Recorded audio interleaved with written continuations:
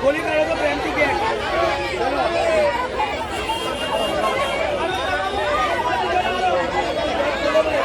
છે અમને અહીંયા ખાલી બહાના બતાવવામાં આવે છે કે સાહેબ નથી આજે અમે અહીંયા શાંતિથી આવેદનપત્ર આપવા આવ્યા છે છતાં પણ આ લોકો ગેટ ખોલતા નથી, અમને અંદર જવા દેતા નથી। તમે મહિલાઓના રિસ્પેક્ટની, તમે મહિલાઓના સન્માનની મોટી વાતો કરો છો તો તમારા અંદર મહિલાઓને શોષ કરવા માટે પણ જવા નથી દેતા, તો શું તમારું એ સન્માન કરો છો તમે મહિલાઓનું? મેં તમને પૂછવા માંગુ છું કે તમે આ સન્માન કરો છો મહિલાઓનું કે મહિલાઓ ક્યાં જાય? કોર્પોરેશન કચેરીમાં આવ્યા છે અમે આજે। અમને અમારો હક જોઈએ છે, અમને નોકરી અપાવો। અમે બધા અહીંયા બેરોજગાર છે, અમને બસ નોકરી જોઈએ છે। અમે શાંતિથી આવેદનપત્ર આપવા આવ્યા છે, સાહેબને બોલાવો, આવેદનપત્ર સ્વીકારી લે એમ કહો। રૂપાલીબેન। વડોદરા શહેરની વાત કરીએ તો વારંવાર 3 દિવસથી ગૃહમંત્રી આવે છે રાજ્યના અને નાના કર્મચારીને એવું કહે છે, બેન ક્યાંના છો, ભાઈ ક્યાંના છો, વડોદરાના જ છો? તો આ વડોદરાના આવ્યા, અહીંયા આવો તમે અને જુઓ તમે આમની પીડા। તમે સામાન્ય સોબાજી કરીને જતા રહો છો આવીને, તો અહીંયા પીડા સમજો। કાલે સર્કિટ હાઉસમાં ગૃહમંત્રીને હાથ જોડીને એવું કહ્યું, ઊભા રહો, તો તમે લોકો ગૃહમંત્રી ના ઊભા રહ્યા। એના પછી જે વિજય શાહ વડોદરા શહેરના ભારતીય જનતા પાર્ટીના પ્રમુખ ઊભા રહ્યા તો એમની જોડે ચર્ચા કરી। આ બેનને એવું કહે છે કે આ બેન તો કોંગ્રેસના છે અને શહેરની જે શાંતિ છે એ શાંતિ દોરવાનું કામ કરે છે।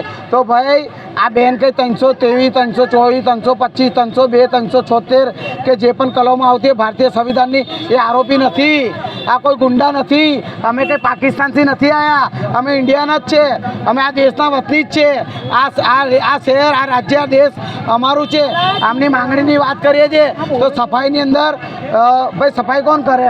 વાલ્મીકી સમાજ કરે। તો વાલ્મીકી સમાજને જ્યારે 1200 માણસની ડૉક્ટર વિજય શાહ એવું કહેતા હોય કે વડોદરા શહેરમાં 1200 માણસ લેવાના છે તો તમે ભરતી કરાવો, તો કે મારું કામ નથી। તો જ્યારે ગૃહમંત્રી આવ્યા તો શા માટે જાઓ છો ભાઈ? તમારું કામ જ નથી તો ઘરમાં આરામ કરો, તમે શાના માટે આવો છો? અને ખાસ કરીને મહિલાઓની સન્માનની વાત કરે છે આપણા મુખ્યમંત્રી, ભૂતકાળના મુખ્યમંત્રી, વર્તમાનના પ્રધાનમંત્રી અને આપણા રાજ્યના મુખ્યમંત્રી ભૂપેન્દ્રભાઈ પટેલ અને નરેન્દ્રભાઈ મોદી પ્રધાનમંત્રી એવું કહેતા હોય કે અમે મહિલાઓની સન્માનની વાત કરે છે। તો આ તમારી કચેરી છે, તમારી તો નહીં, તમને સાચવવા આલી છે, આ કચેરી અમારી છે। ભાઈ તમને મહિલાઓને શૌચાલય જવા દીધા? આ મહિલાઓને શૌચાલય નહીં જવા દેતા। તમે વિચાર કરો લો, આટલા ભાગની અંદર શૌચાલય છે નહીં, બરાબર છે? પુરુષ તો કોઈ પણ જગ્યા પર શૌચક્રિયા કરી શકે છે, મહિલા કઈ જાય? તમે શરમ કરો, શરમ। અને તમારા અધિકારીઓને કહો, એ મોટા મગરમચ્છો અંદર બેઠેલા છે જાડી ચામડીના, જે વડોદરા શહેરની પથારી ફેરવી નાખી, વડોદરા શહેરનું કરોડો રૂપિયાનું કૌભાંડ કરી અને વડોદરા શહેરને સંપૂર્ણ રીતે બરબાદ કરી નાખ્યો। વડોદરા શહેરને 100 વર્ષ પાછળ કરી નાખ્યો। તમે વડોદરા શહેરની આખી સિસ્ટમ બદલી નાખો। 5 ધારાસભ્યનું રાજીનામું લો, સંસદ સભ્યનું લો, કોર્પોરેશનના અધિકારીઓનું લો, બધાનું રાજીનામું લો। તમે શાના મુદ્દાને લઈને આવ્યા છો? સફાઈને લઈને આવ્યા છે। અહીંયા દિલીપ રાણા કમિશનર જે પબ્લિક સર્વન્ટ છે, પબ્લિકના નોકર છે।